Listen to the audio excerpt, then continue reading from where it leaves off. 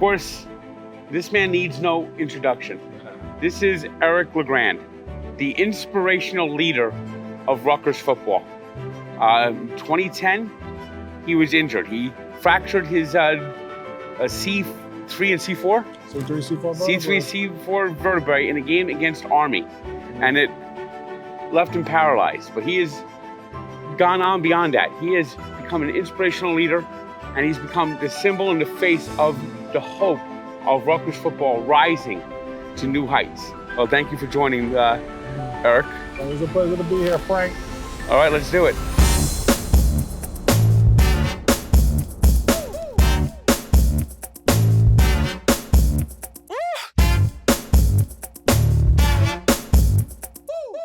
How are you feeling these days? Feel good, man. Summertime is coming. This is when I thrive. And honestly, just living my life to the fullest, man. It's a blessing. Every day above ground's a good day. I mean, the horrible day that every football player, this is somewhere in the back of their head that this could happen. Now you're covering a kickoff against Army. And what was it like with the rehab? How hard was it to get, and you're so positive. That's one great thing about this, is you're so positive. How were you able to overcome this and thrive the way you have? Honestly, it's when I first got injured, I saw a lot of people that were in my similar situation I had no idea about. When I was here at Rutgers, I lived in my little bubble. I was playing here, obviously at the stadium that we're in today, and working out all the time, going to class. I didn't know anything else outside of here. After my injury, though, I saw people that lost family members, friends, that didn't have nobody supporting them, and I said to myself, like, look at all the support that I got. I'm not gonna let this injury hold me back. I'm 20 years old, God willing, I live many more years from here on out, and it's kind of how I approached it. Now, a big help for you was, of course, Coach Schiano, Greg Schiano. I mean, how important has his support been over all the years? Coach Schiano is honestly, it was like a father figure that turned into a friend now.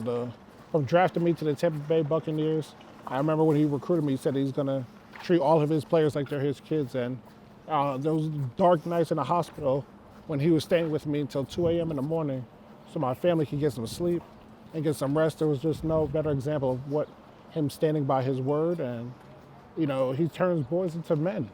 And it's not easy to play for Coach, but I bet you're gonna learn a lot. And then when you leave here, you'll become a better person and go into society, whether that's into the NFL or just into general, into life. Now, one thing I noticed about Rutgers is they actually do turn a lot of players out to the NFL. Now. Yeah, I know people love to mess with us because, we're not, the Michigans and Ohio State's winning national championships and things like that. But I'll tell you what, Rutgers, when you come here, you're going to get great players, you're going to get smart players, and we do turn out a lot of guys. I believe Coach Schiano's put in Pachenko is... Come on now. I mean, there's a guy that's completely underappreciated and been a key part of 2 Chiefs championships now. That's his 7th round pick, and all he still talks about is keep chopping. That's how you know it's a lifestyle here. When we talk about the chop, people love to say it, but here it's a lifestyle to us. And Pacheco, even though I'm a diehard Denver Broncos fan, I love to see all the success he's having with the Chiefs because he deserves everything, especially what he's been through in his life. It's just amazing to see everything that's coming his way. I mean, Rutgers football, even though it may not be a big name program, may not have the success of others, this is the birthplace of college football. There you go, Frank. Okay. We are the birthplace of college football, and back in 1869 when that first game happened. November 6th, 1869. Exactly. So when that first game happened, it would not be the college football without Rutgers. So people can say what they want about us, but you're going to get some tough, gritty guys, and we're the ones who invented the college game that we all love. Of course, Rutgers this year, the Big Ten is expanding. It's becoming a monster conference, a mega conference. So we're going to watch Rutgers going up against USC, UCLA, Washington. It's kind of crazy to be honest with you. Teams traveling to the West Coast like that, but I'm excited because USC, UCLA, obviously, they have special talent, special athletes, but they're going to get that physicality of the Big Ten. I think it might catch them a little bit by surprise with how physical this conference is. I mean, we see it week in and week out, whether it's in the running game, defense. So those Pac-12 teams that are coming now to the Big Ten might be in for a rude awakening in the beginning. I think Rutgers has a better chance of beating those schools than they do Michigan and Ohio State. I will agree with that, man. It's going to be fun to see obviously different schools coming in here and some of the prestigious universities like USC, but I think Rutgers has a great chance against them as well. I mean, Rutgers last year had a great season. They made it to a bowl game and they beat Miami. They beat First Miami, time ever. Beat Miami in the Pinstripe Bowl. That was that's what we were used to here. When I was here, it was all about going bowling, getting into that preseason, getting those the postseason, getting into those extra practices. The developmental of the players is huge during those times. It's almost like an extra spring ball. So Rutgers is now back on track of being able to do that. And like you said, being able to beat Miami in the Pinstripe Bowl, that's just a start. So in the beginning, Frank. I mean, we're not that right now. I mean, if they could build something, maybe one day actually play in this playoff game. And that's the goal. That's the goal. I don't care what anybody says. You don't sit here to just say, oh yeah, we want to go to this bowl game and that bowl. No, you want to be in that college football playoff. And I believe that one day we're going to get there. We're keeping our guys here, the developmental program that we are. You see guys like Kyle Monungai, watch out for that name again this year. Special players here at Rutgers. Now, who are some players to look out for in this upcoming year for Rutgers? So like I just said, Kyle Monungai, who's a Big Ten leading rusher last year, is coming back. I'm so happy that he'll be back. Aaron Lewis, a defensive end, wreaking havoc. Tareem Powell, our middle linebacker, battling back from adversity from 2 injuries that he just had, but he'll be ready for the season, ready to go. Those are all NFL talent, NFL players. And now before the September 7th game, you're going to have a special walk, I understand, this year. Every year I do my 5K Walk to Believe, which we always had here in the stadium in June, but we want to get more of the Rutgers community involved, so we said we're going to switch it up this year. We're challenging people to do the 5K on their own from now until August 30th. Do it on your own, your way, run, walk, roll, do your 5K, you sign up, and then on that day, we're going to meet at the top of Scarlet Knight Way, and we always do this big Jersey-themed boardwalk where you come down the boardwalk, you get to enjoy all the food trucks, the rides and stuff. But we're all going to meet at the top of there, walk down the boardwalk together, and then we're going to go into a huge tailgate and then obviously have a lot of fun there, and then go into the game where we take on versus Akron. It's going to be a special day on September 7th. I can't wait to see everyone out here. But like I said, do the 5K your way on your time period, and then it's going to be a celebration that day. I'm telling you, it's going to be special. We're going to make it on. Scott Van Pelt's the best thing he saw that day. Of course, and Scott Van Pelt walked. That was a great walk I had. SVP, that's the man. And does Rutgers play Maryland this year? We do.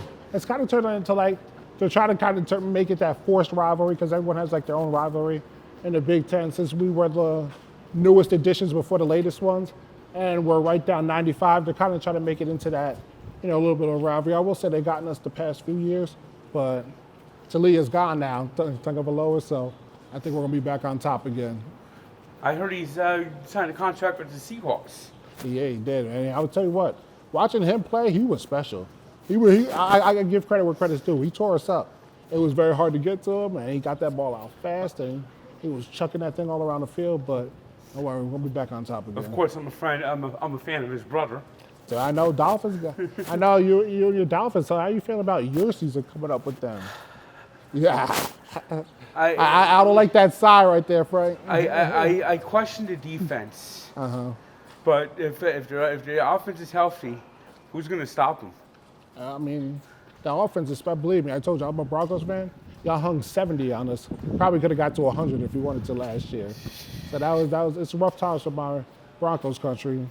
But it looks like the Broncos are completely tearing it down and rebuilding with we got Bo Nix. Just trying it with the quarterback situation. It doesn't look too promising.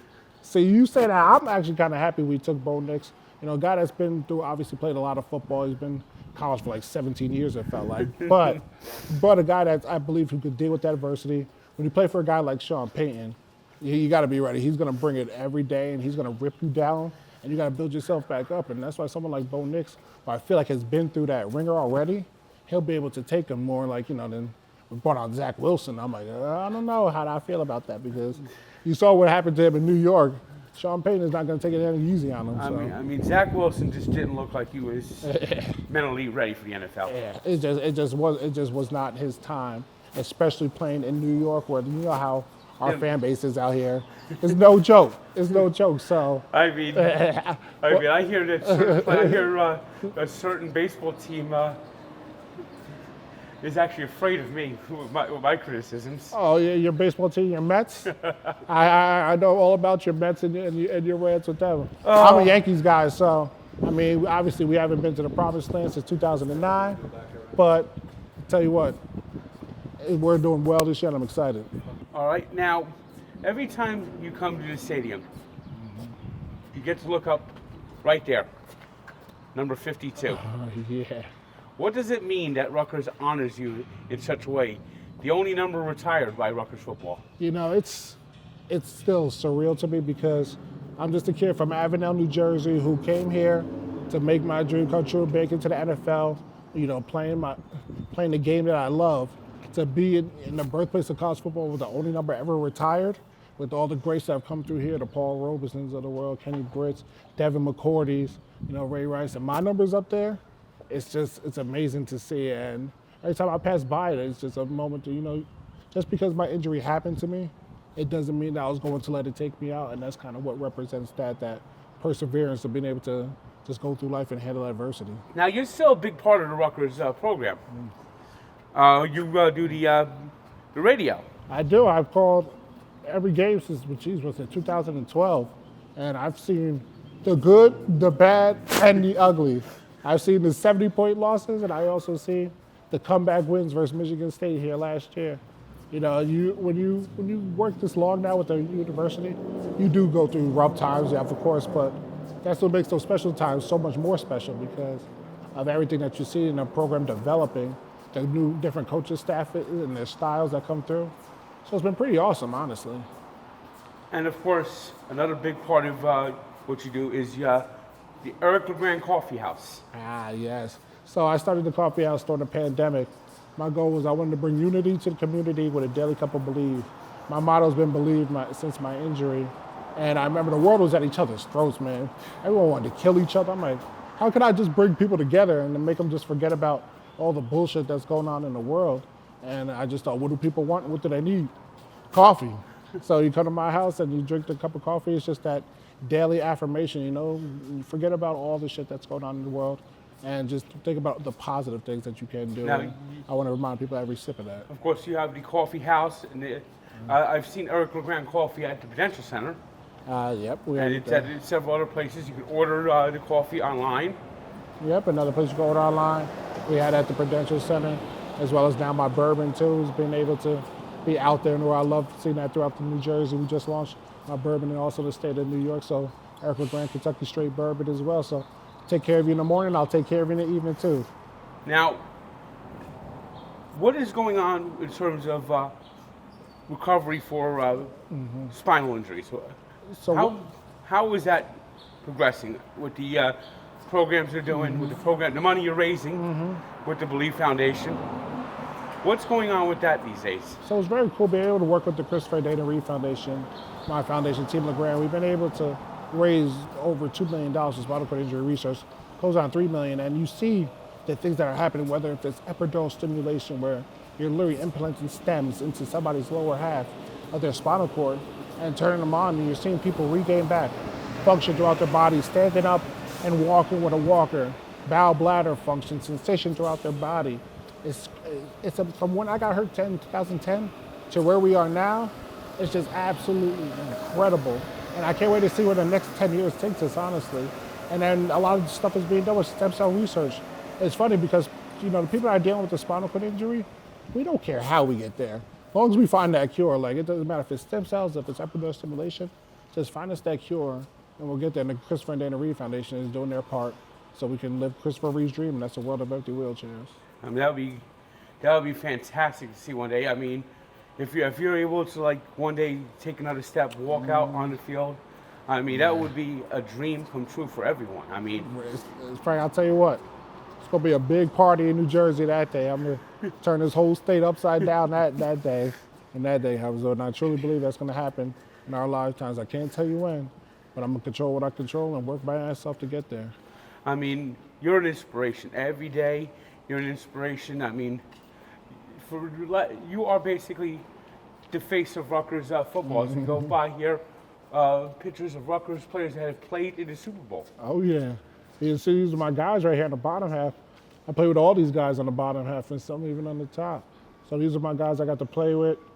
Devin Jason McCourty, Mike Burr was a little bit after me. Deron Dudu, Logan Ryan, Tim Wright, Jonathan Freeney, Alex Silvestro. Those are all my guys, man. It's crazy to see how we started all the way back here. Howard, he had a great career. In the 70s, yeah, of course, with the New York Giants, walk-on, became a captain, and then obviously winning Super Bowls as well.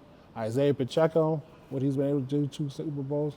So yeah, we have our lineage here. May not be like Alabama, but tell you what, you get a Rutgers football player on the NFL roster, you know you're going to get it. You're going to get it. And we do well. They do work their ass off. We're always prepared. And if you notice, a lot of them played for the Patriots. Yeah, Bill Belichick knows. He told it the smartest player that he's ever drafted was Devin McCourty. So that goes to say a little bit something right He always had a passion for Rutgers players. He always went after Rutgers players. I mean, because the more you could do, the more that you're worth. And here at Rutgers, we do a little bit of all. We don't just play defense, offense. We play special teams. You know, we're involved in all the punt return, kick return, kickoffs. So the more you can do, the more valuable you are. And Bill Belichick used to take a lot of value in that. I mean, Bill Belichick's philosophy is always do your job. Yeah. And that feels like that same philosophy is here. That's why him and Coach Shiano get along so well with each other. And, you know, when they get together in the offseason, they're sitting down talking ball. But it's about the philosophy of do your job and the demand that Coach Shiano used to put on us. If you don't do your job and you're that one person that messes up a play, it messes up the entire thing. And it just emphasizes that over and over again. Let's just say, Frank, you don't want to be that guy. You don't want to be that guy. So Bill Belichick kind of has that same philosophy as well. We see like Nick Saban's of the world as well, too. I mean, with the NIL deal, do you think Rutgers one day could maybe find a way to become a top 10 program? I'll tell you, shit is hard.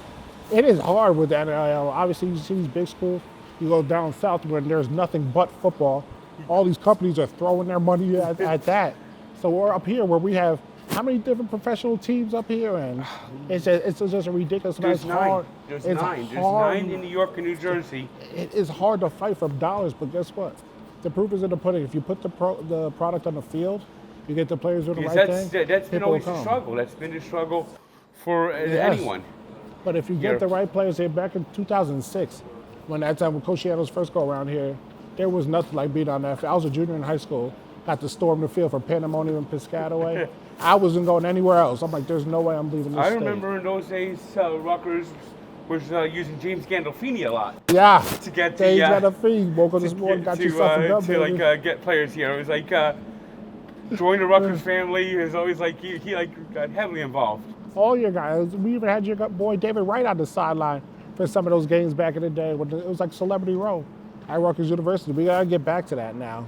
It's always been tough for the New York team. So, if you were to forecast this upcoming season for Rutgers, what do you think would be a good season for them? Last year they won a bowl game.